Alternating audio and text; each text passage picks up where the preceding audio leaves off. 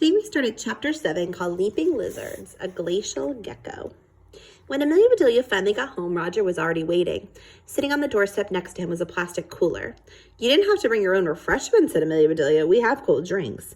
"Amelia Bedelia's right," said her mother, laughing. "I'll go make some lemonade." Roger stared at Amelia Bedelia and patted the top of the cooler. "Georgie is in here," he whispered. Amelia Bedelia felt creeped out and curious. Why would Roger bring a dead gecko over to her house? "Don't worry," said Roger. "Georgie doesn't stink. He's frozen solid." Then he told Amelia Bedelia how his little brother had let Georgie out of his terrarium to show to some friends. George had disappeared, and they found him flattened under a sofa cushion. It was winter, and the ground was too frozen to bury him, so they put him in a plastic bag and stuck him in the freezer until the ground thawed and he could have a proper burial. "George died 5 months ago," said Roger. "I had pretty much forgotten about him until I got your note. Would you like to see him?" Amelia Bedelia nodded. So Roger opened the cooler, pushed aside an ice pack, and held the gecko. Georgie was in a plastic bag. He was flattened out like he'd been run over. Aww. Amelia Bedelia was fascinated. She didn't notice Clay coming up the walk. "Cool," he said. "What's that?"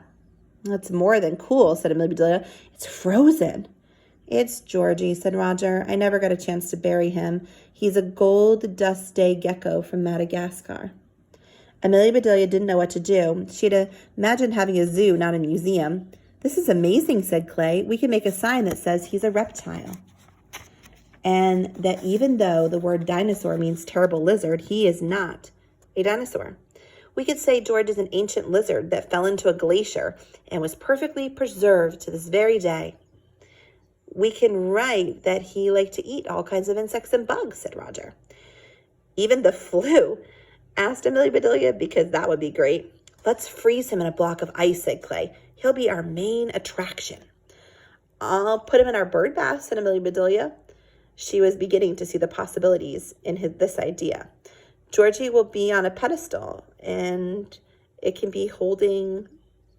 hold melting water."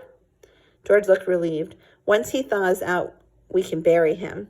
"Absolutely," said Amelia Bedelia. Amelia Bedelia, Clay, and Roger sneaked Georgie into the kitchen.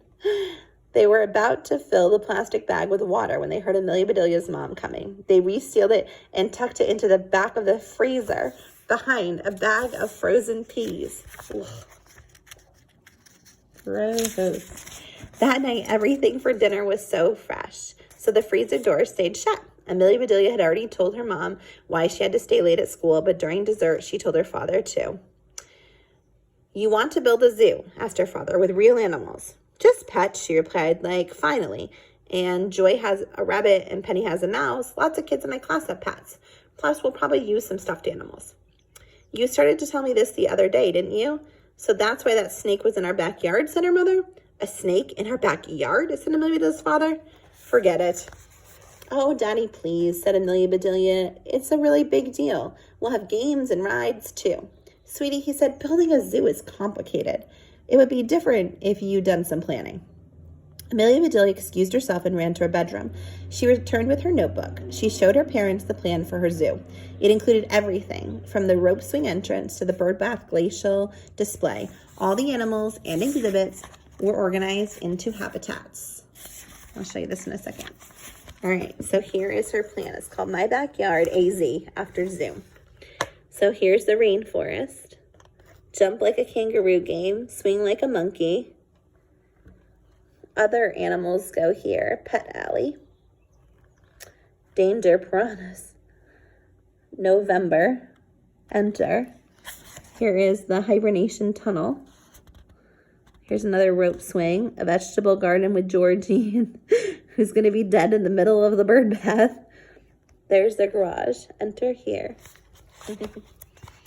Amelia Bedelia's parents looked at the map, at each other, and then at Amelia Bedelia. "So," said her father, smiling, "when I fell into your wading pool, it was actually the crocodile-infested river?"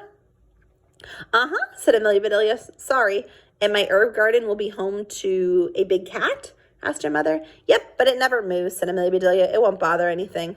Her father shrugged. "Looks harmless enough, I suppose."